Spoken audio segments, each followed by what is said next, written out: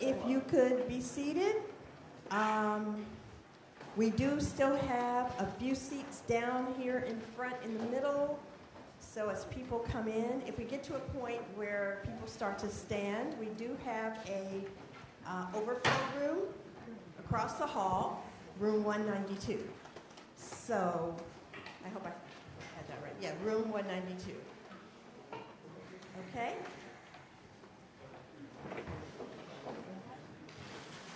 So another couple of quick reminders. We are using iClicker to manage attendance.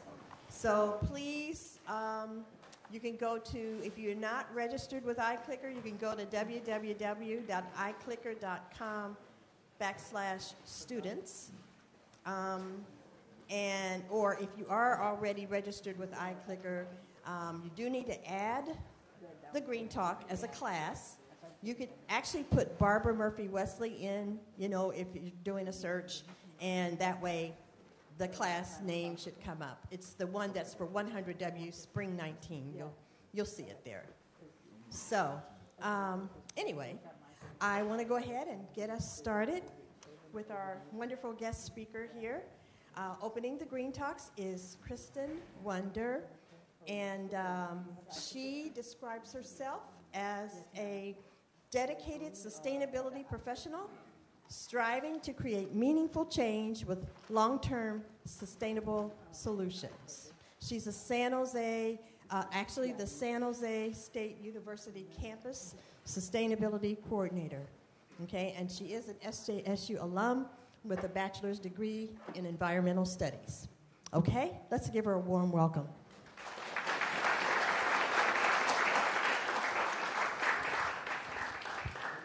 Thank you, Barbara. Hello, everybody, and good morning, afternoon. Thank you for being here to listen to me. Again, my name is Kristen Wonder, and for the next hour, I would really appreciate it if you could be present with us here today and not be on your phones. I know there's a lot of other interesting things going on, but I'd really love to share some things about sustainability on campus with you. All right, I have a question for all of you.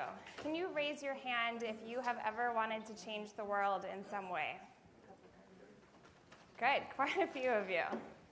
Of those of you who raised your hand, how many of you have faced obstacles in getting to this point today where you want to change the world in some way? Okay, quite a few of you as well.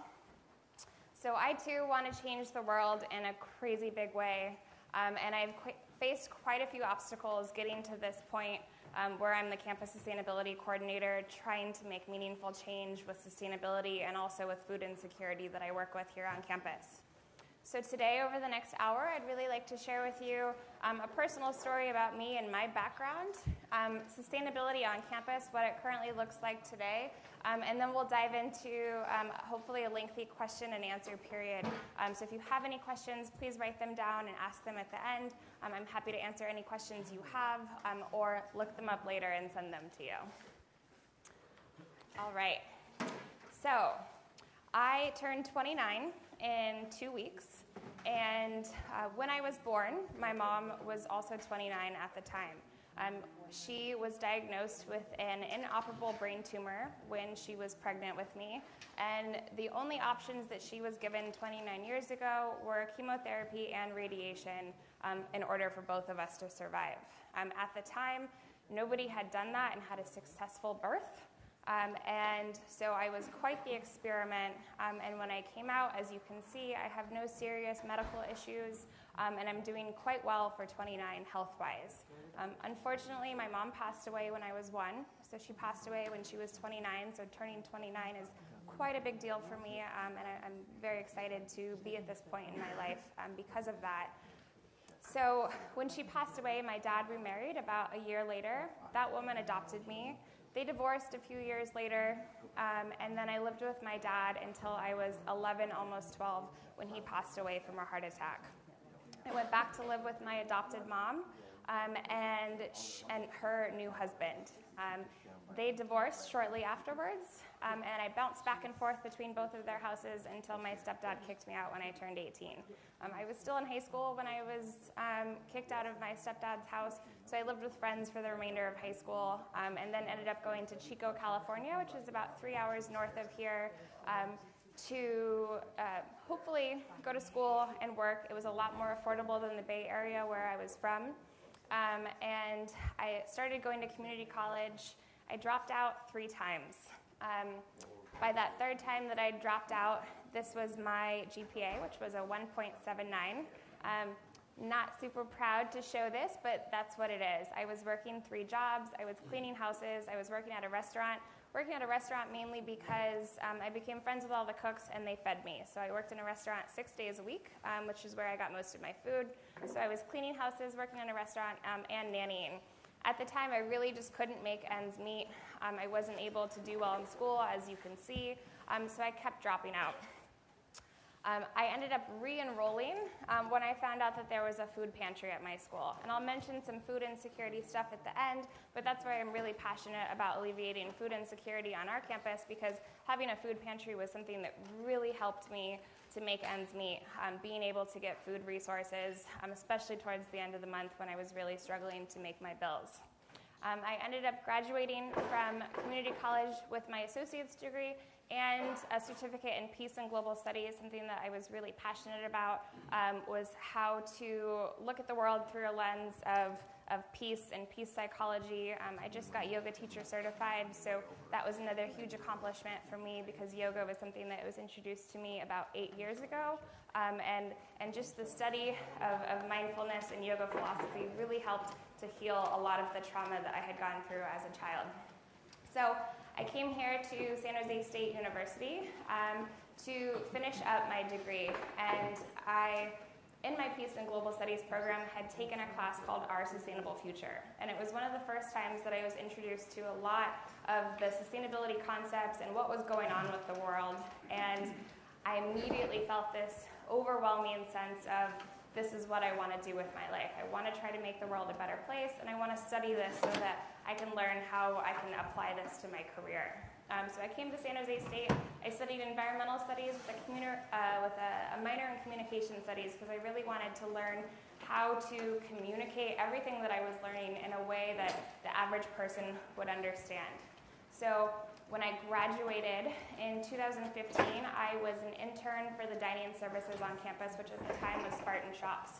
And I was doing sustainability work within dining. So I was working with food waste, purchasing of sustainable food, so trying to increase the amount of local food, humanely sourced food, organic food on campus, and also work with educating students about plastic water bottles, bringing reusable mugs. And I loved what I was doing, but it was just an internship, and I couldn't quite find something that matched what I wanted to do when I graduated. So I really pushed for that position to get turned full-time, and that was successful. So for about a year and a half, I worked as the full-time sustainability coordinator within dining operations. And after about a year and a half, my sights were a little bit bigger. I wanted to work with the whole campus. And so I pitched the idea to facilities on campus to create a sustainability coordinator position within facilities, which is facilities development and operations. So I would mainly be working with energy, water, and waste. They really liked the idea of it. They only had engineers working on all of that, so I'm not an engineer, so again, I'll try to answer all of your questions to the best of my ability. But they wanted somebody to be able to go out and tell their story and really help educate the campus. So I did that for a year and a half. And then again, my sites were a little bit bigger. We wanted to really integrate sustainability into the campus. So since the last time I presented last semester, we have opened an Office of Sustainability for the whole campus, and we're under the VP of Student Affairs. So we report directly up through the VP to the president. Sustainability is really being taken seriously on this campus, which is awesome, and it's such an honor to be in this position, to be creating an internship program, to be working with students so that I can empower students to hopefully go on and make a difference in the world. So that is how I got to where I am today. And I'm going to talk about sustainability on campus now. So who's heard of Gaylord Nelson? Anybody? The teachers. So Gaylord Nelson is no longer physically with us, but he was an SJSU alum and the founder of Earth Day. It's a huge honor that the founder of Earth Day went to our school. He went on to be a U.S. Senator in the 70s, right around the same time that the Clean Air Act and the Clean Water Act were getting put through. There wasn't a lot of environmental regulations at the time, hence the need for the Clean Air Act and the Clean Water Act. If you look up what the kind of atmosphere looked like in the United States during that time, it was not pretty. And so he saw a need to create an Earth Day. I wish every day was Earth Day, but this started in the 70s, and now we have a huge Earth Day event here every year. 3 years ago, we planted a tree for Gaylord Nelson on the Smith Carlos lawn. It's just starting to get its leaves back, so it doesn't quite look like that, but it will in about a month. And now we plant a tree every year on Earth Day. Okay, so when I first started working with facilities, we worked with an outside company to create a sustainability action plan. And this was something that we did for the whole campus to create a 6-month to 5-year sustainability action plan for the campus. And so this is when I really started looking at what the campus was doing and how we could work to improve it.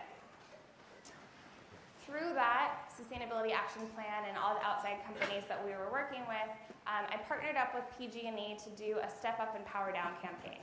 And this was a campaign that we did with on-campus faculty and staff to try to reduce our energy waste. It was a really fun campaign. We were just encouraging people to power down their workstations at the end of the night.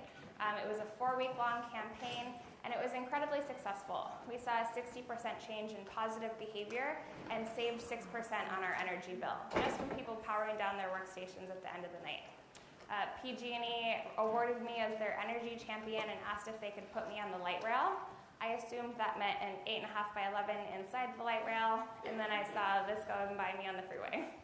So this was up for about a year, but it was a great opportunity to showcase what San Jose State was doing and how easy it was to reduce energy waste with really simple and easy campaigns that were easy to understand by people who weren't necessarily interested or studying sustainability. All right, so I'm going to go into kind of an overview of all the different areas of campus, and we'll start with energy. Who knew that we had a power plant here on campus? Most of you. Awesome. Lots of other majors aren't so aware that we have a power plant here on campus. So we have a cogeneration power plant here on campus, and what that means is we cogenerate heating and electricity. And as you can see in the upper right-hand corner, in a traditional power plant, you have a lot of excess heat that comes out of that power plant that contributes to a lot of greenhouse gas emissions. In our plant, we've figured out ways to capture that excess heat and use that to heat the campus. So we do use natural gas in the power plant, and there are state and there are CSU. So CSU, California State University, there's 23 campuses in the CSU system. So we're required to reduce our greenhouse gas emissions to below 1990 levels by 2020. We're currently 6% below that, so we're doing pretty well. But as the grid gets cleaner and cleaner, we're definitely looking at options to hopefully someday decommission this power plant, because it would be ideal to move towards 100% renewables. A lot of other campuses have much more solar than we do, and that's because they have a lot more space, they have a lot more buildings that they can put it on top of. We're the oldest CSU in the system, so even though there are buildings that if you were to do a study like I did when I was in college here to see what buildings could have solar on it that are south-facing and would do well, the amount of money it would take to retrofit those buildings is way more than it would be worth to have solar on them. So we do have solar plans to put in more solar on South Campus, and then every new building that goes up on campus is solar ready. So if we were to put solar on those buildings, it wouldn't take as much money in retrofits. Okay, waste. This is a question I get quite a bit on campus, is why we don't have recycling bins outside next to all the trash cans. And the reason being is that we have a waste system called single stream waste. I've put 200 stickers on all the trash cans outside to try to educate about that process. But what it means is all the waste goes into one bin, and then it gets taken to this facility where it's sorted. I took a field trip and took these pictures myself because I really wanted to see how accurate their sorting process was. And I was really impressed by the way that they were sorting all of our waste. So it's done mechanically, and then it's done by humans. It's a very dirty job. I don't envy the people who do this, but it does ensure that everything that can be diverted to composting and everything that can be diverted to recycling is diverted. So our current diversion rate is 83%, which means 83% diverted from landfill. So everything that can be composted goes down to Z-Best in Morgan Hill, where it's turned back into soil, and everything that can be recycled is recycled. However, if any of you kind of follow what's going on with recycling in the world, China was taking most of the recyclables from the United States, which a lot of people weren't aware of, because a lot of people think recycling means sustainability, right? That if you recycle, that's being sustainable. There's a quote that says we can't recycle our way to zero waste, and I really agree with it. I don't like using the word recycle, especially for plastic. We like using the word downcycle because a plastic water bottle will never be a plastic water bottle again. Plastic essentially comes from oil, which means that it's extracted from the earth. Oil takes millions of years for the earth to create. So it's extracted, it's refined, it's turned into plastic. We drink out of a plastic water bottle, we throw it away, it gets recycled, it gets turned into a less useful piece of plastic before it eventually ends up in landfill or most likely the ocean, unfortunately. So I'm not quite sure what's happening with recycling now that China has banned 95% of plastics coming from the US. So that means that the US either has to find a new place to ship them, which is not ideal, right? We don't want to be exporting all of our waste. And so we're really looking at how can we reduce source consumption, and I'll talk a little bit about the end about what the CSU is doing to address that with policies. Okay, water. Water is our shining star for sustainability on campus. We've won quite a few awards for our use of recycled water on campus. We pretty much use recycled water wherever we can. So we use recycled water to irrigate 100% of the campus. Well, I can't quite say 100%. There is one piece of grass over on South Campus outside of athletics near their parking lot that uses potable water that we're looking at changing to either use recycled water or make it drought tolerant so it doesn't need to be watered. So almost 100% of irrigation. All of the outdoor fountains have been converted to recycled water as well. Not drinking fountains, of course, but the pretty fountains on campus. Every new building that goes up is dual plumbed, meaning that it has recycled water and potable water. So toilets are flushed with recycled water, and then everything else, drinking water, sinks, have potable fresh water. Our cooling towers inside the plant use recycled water as well. And so if you can see in the upper right-hand corner, we have a reverse osmosis system which purifies that water so that it can go out to cool the campus. And so even though we are using recycled water, we have it on a almost closed loop system. We do lose some water in the process. But when it leaves the power plant to go out to the campus, it leaves at about 44 degrees. When it comes back, it's about 55 degrees. So we have really large cooling towers. It's this giant tower, and it looks like rain inside. It's pretty cool. That cools the water back to 44 degrees to go back out to the campus. So we have a lot of really innovative engineers working behind the scenes to make the campus really energy and water efficient. And if any of you are doing projects on water, I have a much more in-depth PowerPoint that I can send to any of you that really talks about the cooling towers, the reverse osmosis system, and how much water we save with that process. Okay, building designs. So LEED stands for Leadership in Energy and Environmental Design. It's one of the most commonly used sustainable building designs for sustainability.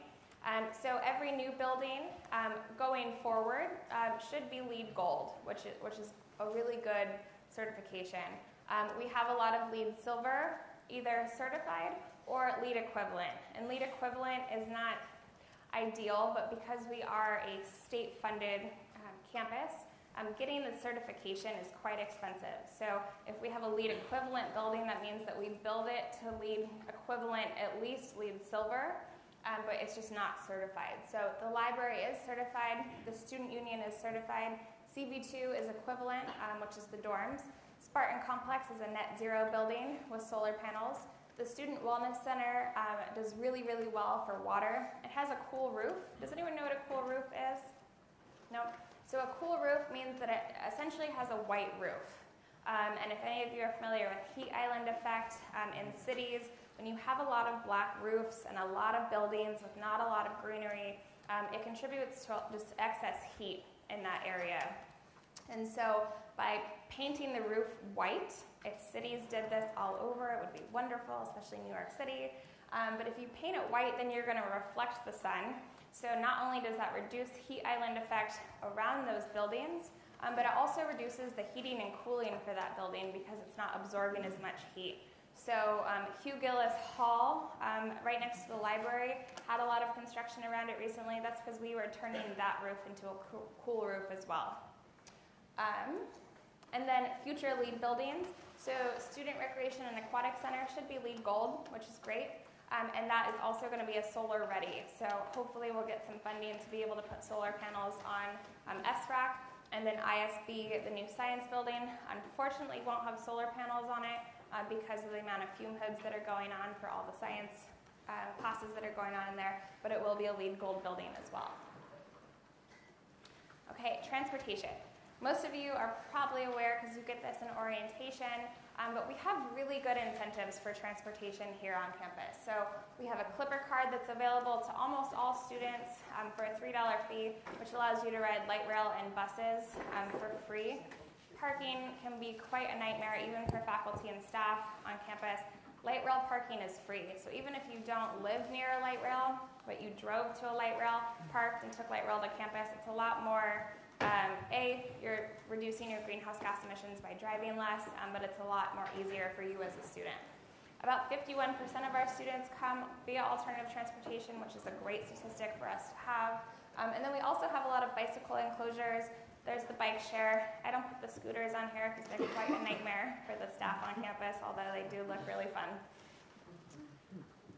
Okay. The Environmental Resource Center is a class that we have here on campus.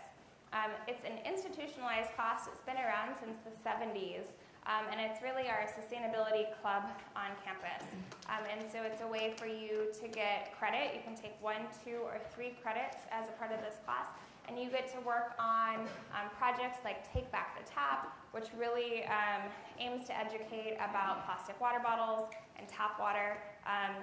A lot of large companies, I won't name any of them, but do a lot and put a lot of money towards pushing the fact that tap water is bad, right? Tap water is the enemy, said the CEO of one large company. The truth is tap water is way more regulated than plastic water bottles are. Plastic water bottles are required to be tested, but they aren't required to share that testing with anybody. If this kind of information interests you and you want to learn more, there's a really good documentary called Tapped, which really dives in deep into the plastic water bottle industry and how much of an increase you're paying for essentially filtered tap water. And then also they work on Earth Day. This year, we're going to do a full Earth Week. And I'll be sure to send your teachers all of the information once we have the final schedule. But the president of our campus, not of the United States, is really interested in sustainability right now and is really interested in having a big Earth Week. So we will definitely have our big day on Thursday, April 18th, which is on Tower Lawn. We have hundreds of booths. We have a petting zoo. We'll have the tree planting ceremony. And then on the other days of the week, also, I'm pretty sure for 100W, and you'll be showcasing your projects, hopefully. And then we're also going to have a film screening and a green career panel. So I'll be inviting some of the people I work with in the Bay Area who work at companies like Genentech and LinkedIn, PG&E, to come and talk to students about how to get involved in those career paths. We also have the AS Community Garden, and the garden stemmed out of the Student Hunger Committee. In around 2014, when I was a student, I joined the Student Hunger Committee because of reasons I mentioned earlier. I was really passionate about food insecurity, and when I came to this campus, I realized that there wasn't a food pantry on this campus. So I joined the Student Hunger Committee. That's when the garden got started, and the garden was really a way for us to grow fresh fruits and vegetables for students because at the time we only had food shelves around campus that had non-perishable food for students.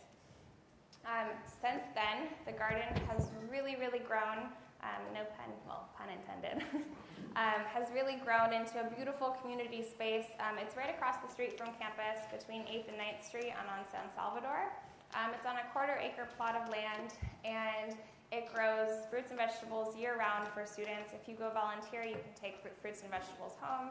And even if you don't want to, but you just like gardening, it's a really fun place to get involved with. I'll mention a couple of our other initiatives that we have gotten since 2014. So we had those food shelves around campus, which wasn't really meeting the needs of the students because they were getting emptied within 2 or 3 days of us filling the 8 food shelves around campus with a $3,000 order from Costco. So we were stocking them quite intensively with food, and they were all going. We've done surveys since that shows that over 2 in 5 of our students is dealing with food insecurity at some level. There are many different levels of food insecurity, from skipping 1 meal a day due to cost or skipping an entire day's worth of food because of cost. And if any of you have dealt with that or know anyone that has, you know that it's almost impossible to do well in school if you're hungry. My GPA shows that as well, that I had to keep dropping out because I just couldn't make ends meet, and I wasn't doing well in school because I wasn't eating. I was eating Chili's 6 days a week, so I don't eat Chili's anymore. But so now we have a just-in-time mobile food pantry. We had one on Monday if any of you were able to make it. If any of you haven't heard of it, it's a mobile food pantry that we have once a month. Second Harvest Food Bank, who is a local food bank, partners with us and brings us about 16,000 pounds of food once a month. On the second Monday of every month, we distribute all that food to students. But again, just like the food shelves, that wasn't meeting the needs of all of our students. It's on a Monday morning. Not all students can make it on a Monday morning. And we know that students are skipping class to come, and we don't condone that, but we know that students are hungry.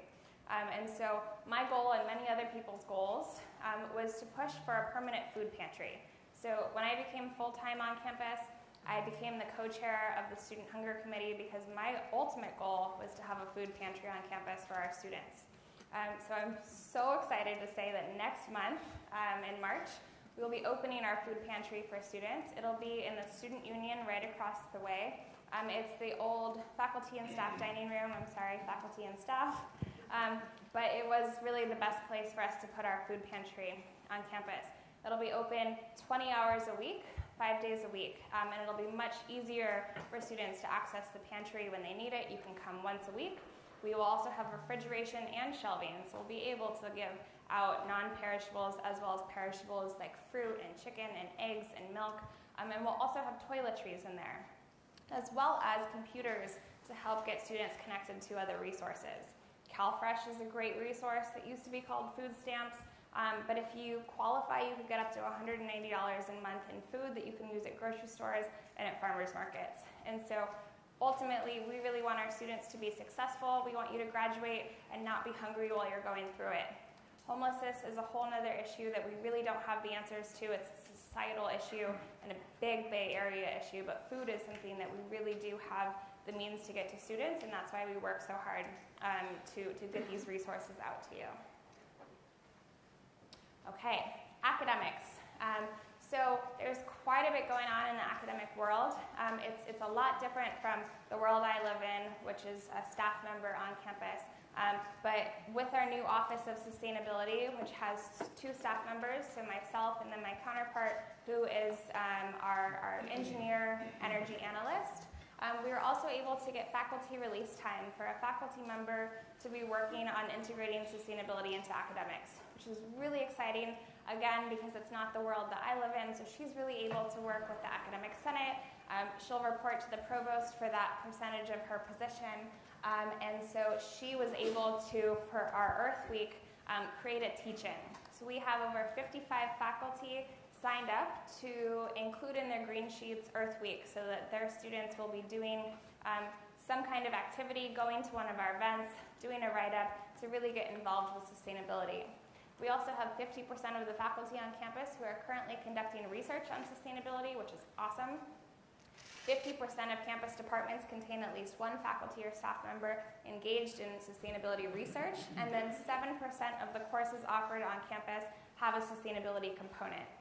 We're trying to get that up to 10%, and ways that we are doing that is working with faculty to help them see how sustainability can get integrated into a subject that may not necessarily be about sustainability or the environment.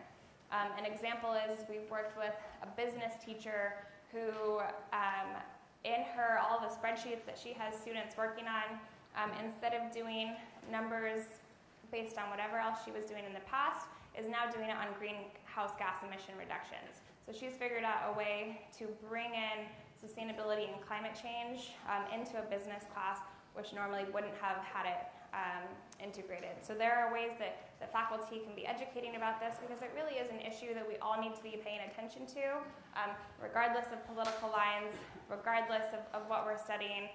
We all should play a part in making the world a better place. So it's really exciting that there's a lot of faculty working on sustainability in their classrooms. Innovation. So Green Ninja, Eugene Cordero will be your next speaker. He's amazing. He's working on a project, a huge part of his career is Green Ninja, which really is a groundbreaking science curriculum for middle schoolers, which instead of the normal science curriculum that they're working on, they're able to really study climate change in a fun and engaging way. And I think that is a huge part to making the world a better place in the future, is by educating students early on, not just in college. I didn't learn about climate change or sustainability until I took that class in college. So it'll be really incredible to see if this curriculum takes off within middle schools, how it can really help to change the future. Spartan Superway is something that probably a lot of you know more than I do, but an engineering project here on campus that's a solar-powered automated transit network, which would be really incredible to see come to fruition in the Bay Area. So there's a lot going on with innovation. I'm sure there's a lot more going on that I don't know about. So if you know of any teachers working on really cool projects, please let me know. We're currently writing our next sustainability report, and we love to include examples of what's going on in campus or in your classrooms. Employee and student engagement. So this is something that I've really been trying to ramp up over the past few years, is how to get our students and faculty and staff more engaged in sustainability and how they can get involved. So starting last semester, we started offering a green office workshop for faculty and staff. So we do 3 workshops a semester. I've partnered with a student group to help me put these on each semester, and they're really well received so far. They can seem like simple tips for people who integrate sustainability into their everyday lives, but to a lot of offices, just educating that you can switch all of the printers in your office to print double-sided is huge and could save 50% of paper in your offices. Not printing out agendas and packets for every meeting, but sending them out beforehand and then just projecting it can save a lot of paper. And so there are ways that we're working with offices. For example, the finance department on campus just moved offices last week, and they had hundreds of binders because they had gotten rid of a lot of paperwork. They were going paperless in a lot of areas. And instead of just tossing those binders like they probably would have, someone in their office had come to a green office workshop. They had my card. They emailed me and asked if there was anything that we can do. So my intern and I set up a big blanket on 7th Street Plaza. We filled it with binders. Did anyone get a binder from me? No? Okay. We gave away a few hundred binders to students. And students were so excited. So if any of you need binders, I still have 100 in my office that I'm trying to get rid of. Right after this, I'm getting a bookshelf delivered to my office so that we can have a share shelf, which would essentially be a way for students to drop off school supplies that they don't need, but also pick up anything for free. We're trying to close the loop on campus so that students can get free stuff and we're not throwing away stuff that's still good. We also do a lot of student workshops. Next week, my intern and I are putting on a workshop called Sparking Joy, How to Eco-Consciously Get Rid of Your Stuff. There's the book, Sparking Joy, or Tidying Up with Marie Kondo, and now there's a Netflix show. So everybody knows about it, which is great because it's really great to live with a more minimalist mindset. But in the show, I watched every episode. She doesn't talk about how to get rid of your stuff. And so we really want to talk about how to get rid of your electronics in an eco-friendly way, how to get rid of your clothes. There are so many shelters in the area. Within walking distance of the campus, there are multiple women's and men's shelters that these clothes can go to, as opposed to just taking them to the Goodwill. And then we also do campus sustainability tours. We do tours of the power plant here on campus to really show students what's going on campus and how we're working to make the campus more sustainable. And then every fall we have a sustainability summit, which is open to students. Next week we're going to have an open sustainability meeting in our office for students just to come and talk about sustainability and hear your questions, hear what you're interested in doing, and if any of those are possibilities to implement on campus. We've also won quite a few awards besides the ones that I've mentioned to you. So we are ASHE STARS Gold. So STARS is the Sustainability Tracking Assessment and Rating System. We do it every 2 years so that we can be eligible to be on the Sierra Club Cool Schools list, which we just got number 43 and in the top 20% of schools in the U.S.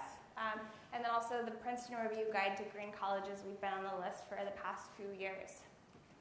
And then also with ASHE, so based on all the information that we submit, we got second place for waste reduction because of our diversion rate. CSU policy. So of everything that I work on campus, policy is probably my least and most favorite. Least favorite because it's really dry. It's not as fun as doing workshops or doing talks or working with students. But favorite because it makes the most impact.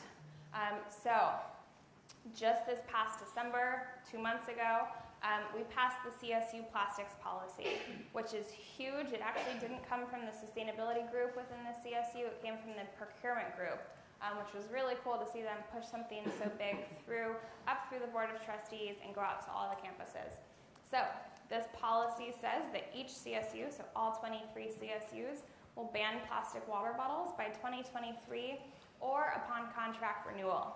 So we all have pouring rates contracts for who is able to, Pepsi, Coke, these different companies who's able to be on campus. So either by 2023 or if your contract is up before then, plastic water bottles will not be included in that.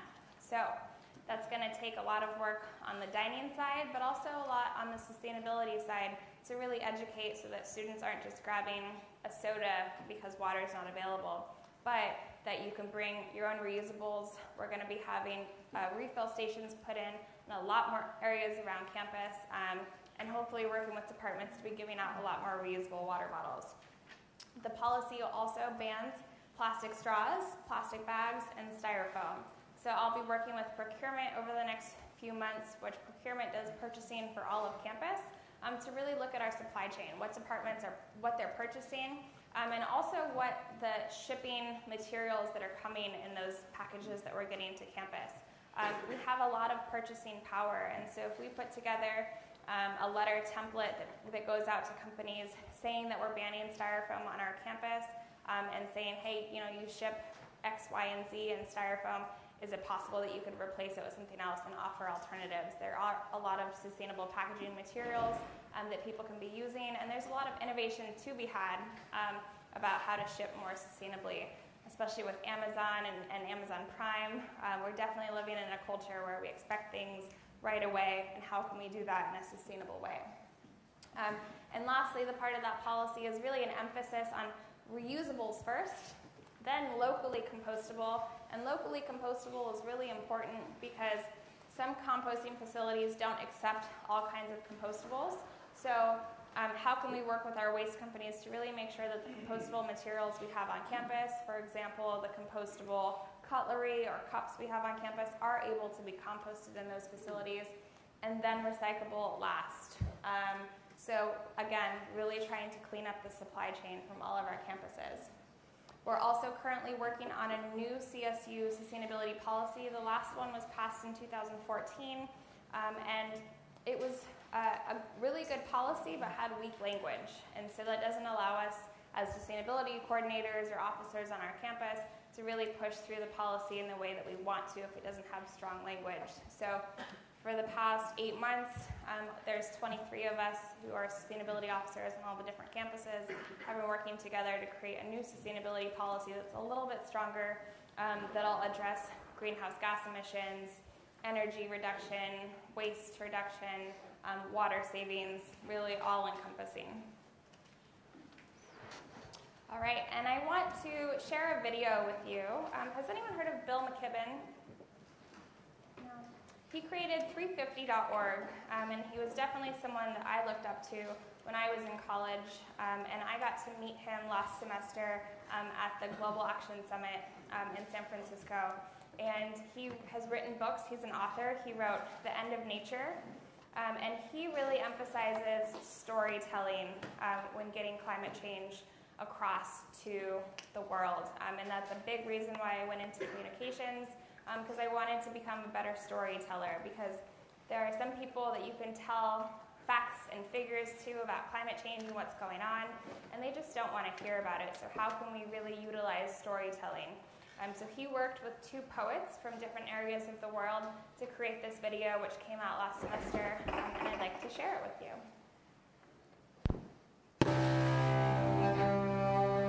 Sister of ice and snow, I'm coming to you from the land of my ancestors, from atolls, sunken volcanoes, undersea descent of sleeping giants.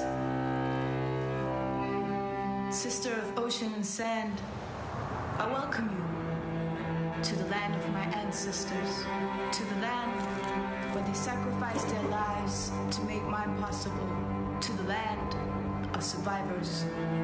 I'm coming to you from the land my ancestors chose, Island, Marshall Islands, a country more sea than land. I welcome you to Greenland, Greenland, the biggest island on Earth. With me I bring these shells that I picked from the shores of Bikini Atoll and Brunei Dome. In my hand I hold these rocks, picked from the shores of Nuuk, the foundation of the land I call my home.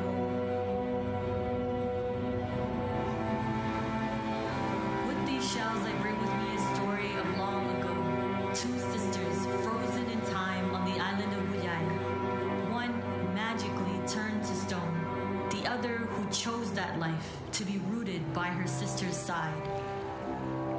To this day, the 2 sisters can be seen by the edge of the reef, a lesson in permanence.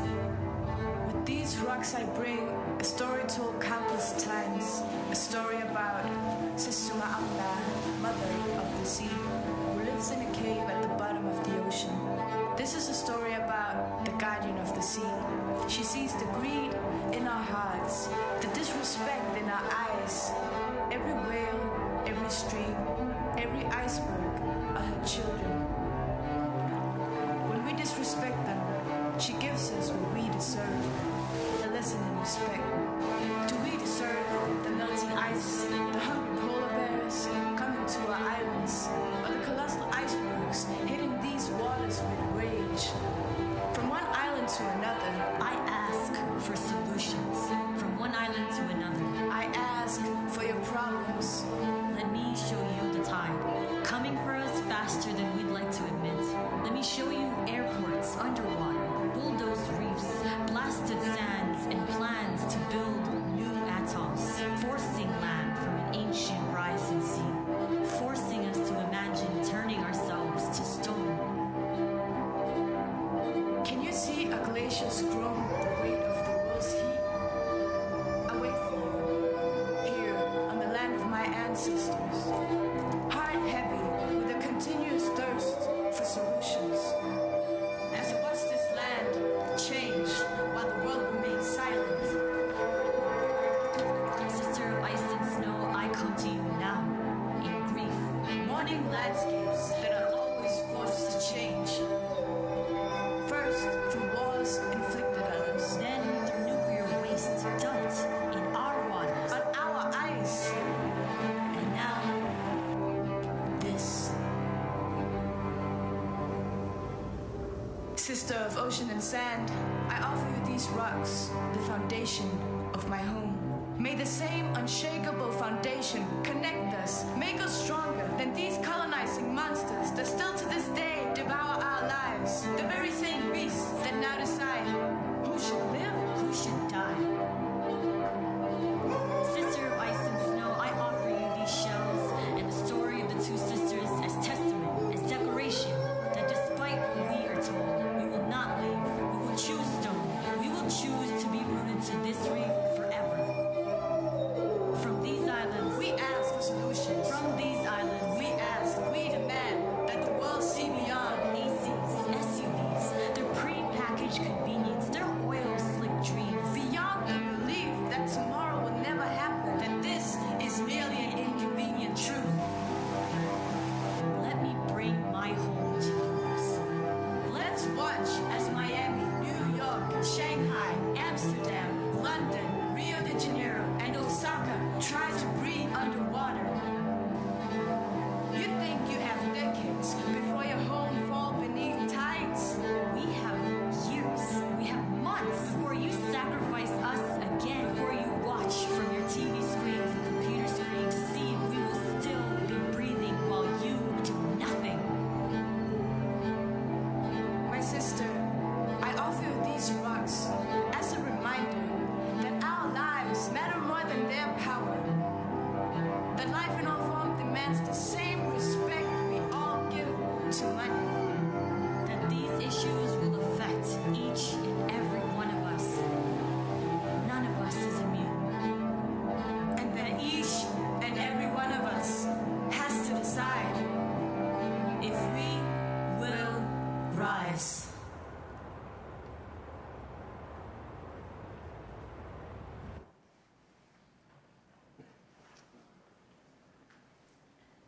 All right.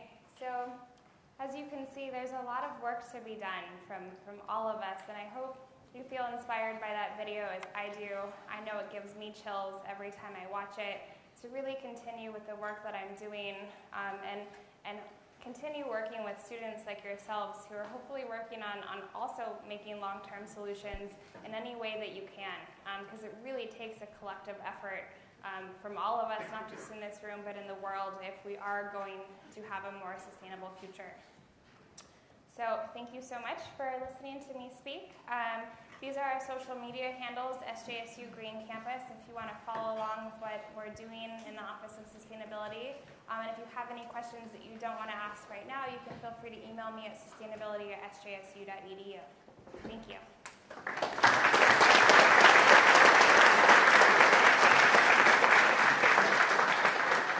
So we do have some time for some questions. We have a microphone on the other side of the room, so just feel free. I do have one. What sort of process do you go through when you're initiating new ideas, like the food pantry and all that? Because we do have an assignment, a proposal kind of assignment or project as one of our major assignments, and just wanted to know how that process works in the real world. Probably not as linear as you would think or as I would like. The food pantry, for example, was a really political process, and there were a lot of barriers in the way. A lot of people higher up, most of those people, we've had a lot of turnover in kind of the higher up positions on campus, so they're not here anymore. But there was kind of this view that food insecurity wasn't happening. It was something that, it's something that you can't really see. It's not as visible as some other issues. And so for us, it took doing a lot of surveys with students. It took a lot of testimonials from students. Someone in student affairs and I, his name's Ben Falter, we spent a whole summer. We have a lot more time in the summer to be working on this kind of stuff. We spent a lot of the summer researching all the other 23 CSUs and UCs and creating an extensive spreadsheet of everyone who had food pantries, what the dimensions of those food pantries were, if they had statistics, to really show that at the time we were, I think that there was 5 CSUs that didn't have one, and so we really used that everyone else is doing it tactic to get that through. And then whenever there was turnover, so someone who didn't think it was a big deal left and we got a new person in, I got on their calendar, I submitted proposals, and I showed this is still an issue. And that's when I started sharing my story more, to really use my platform to talk about food insecurity doesn't have a face. There isn't any kind of one type of person that deals with homelessness or food insecurity. I couch surfed for a really long time through college, so I know what that was like too. So again, that wasn't very linear. We ended up submitting a proposal to the president, and we have that available on our website because we wanted to show the work that we'd done. But that had all of our statistics, that had all of our research in it. We put in there that we wanted a permanent food pantry, and we also wanted a basic needs coordinator, so a full-time position to do this because I created a lot of my own positions, I was able to write food insecurity into my positions, but as you can see, sustainability is my full-time job, so it was something that I really did in my spare time. So we wanted to make sure that there was a full-time position. We're currently interviewing for that, and the president took it seriously. So it really just took us a lot of trial and error. When one person said no, we just kept going. Yeah, so that's probably not the answer you were looking for, but working at a university is very political, like a lot of other places to work, and so there are a lot of barriers, and you just have to keep going and find new avenues when something doesn't work out. That's a lot of good information. Oh, we have someone over here.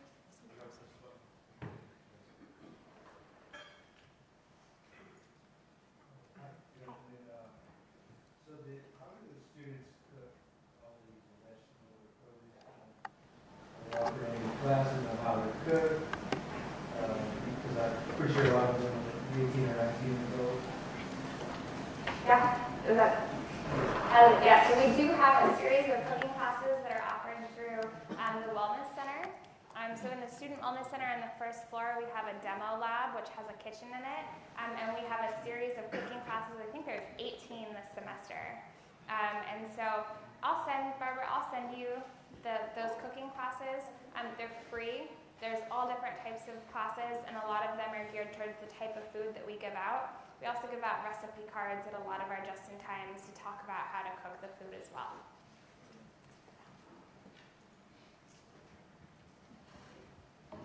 Hi. So I understand that you guys have the single stream facility, and the compost from there goes to Morgan Hill. Something I realized, especially last semester when I wanted to compost, was that San Jose does not have a composting facility. I think the next one is Mountain View, and the north is Morgan Hill. So I was wondering if there's any work with the city to try to get composting in San Jose. I mean, it is a major city, but I mean, my opinion isn't gonna get it here. But is there any work that like you guys are doing with it? I'm not sure what the city is doing. I know I have a friend who I graduated work with who is working to try to get, before even our waste goes to Z-Best and Morgan Hill or to Green Waste, to have it go there first to do anaerobic digestion, and then whatever's left over to be composted. So I know that they're doing that. I think it's down in Morgan Hill just because it requires a lot of space to have these large composting systems, which is why we don't have one on campus. Chico State has one, Sierra Nevada Brewery has a really large one, but they just have a lot more space.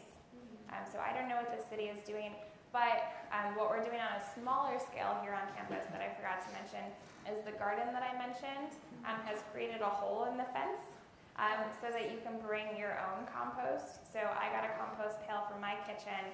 I save all my, so you can compost almost everything for food-wise, except for there's an acronym FOG, no fats, oils, and grease. So no meat, no oils, but you can compost all vegetable scraps, coffee grounds. I just switched my paper towels in my house last week to brown paper towels that are unbleached so that those can be composted in the garden as well. So if you do want to personally compost, you can put it through the fence in the garden, and then it gets composted in the garden. Our house was doing that, but the only concern with that is that like the greenware, like the utensils and stuff, that's commercially compostable versus biodegradable.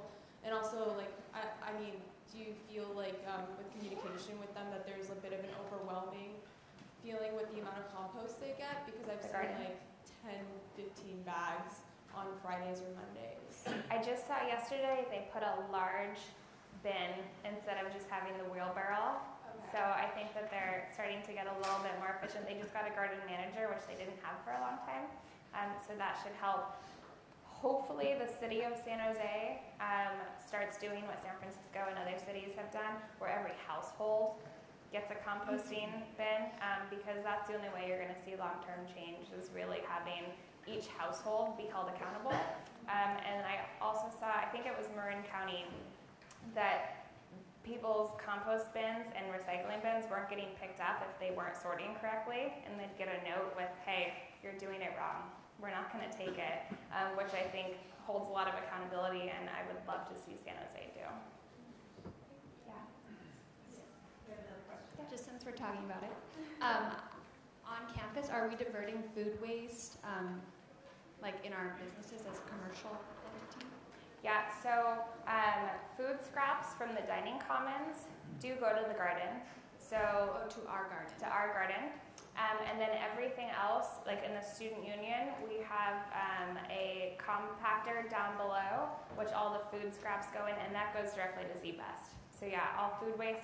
And then ZBest is able to take all the utensils and compostable cups and stuff that the garden, you can't compost that kind of stuff in a small scale composting facility. And unfortunately, I think the compostable world is a lot more far ahead than the waste industry is. And so it's going to take a lot more collaboration for it to be a little more seamless, because right now a lot of compostables are getting made that pretty much look like plastic. It's really durable, it doesn't melt in soup anymore, but it's not able to be composted in a lot of facilities.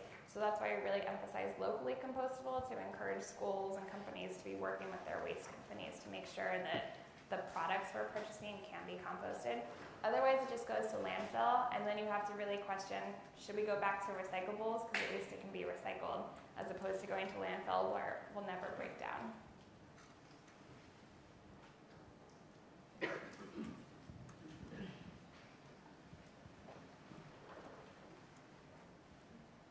Hello, thank you very much for your presentation. My question was, what is the next big project you'd like to undertake at SJSU, or big policies you'd like to push and see happen?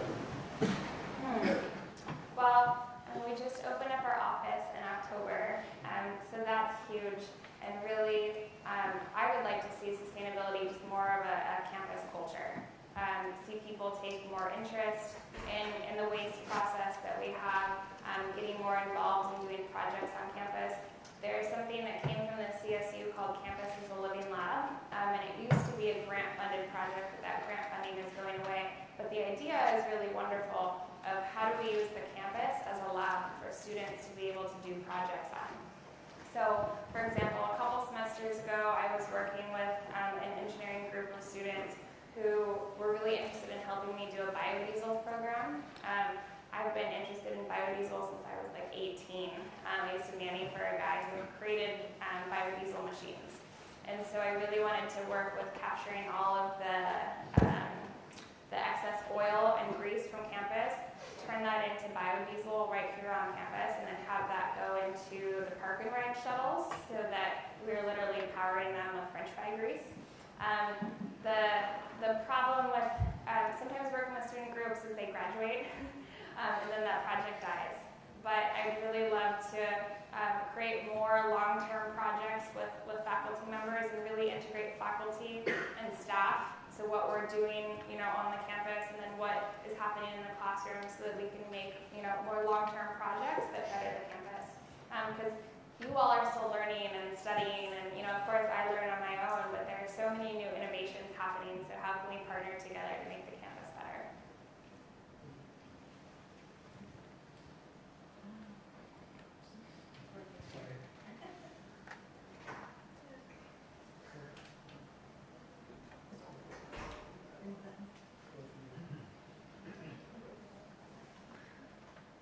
So you mentioned that San Jose is an older campus, like how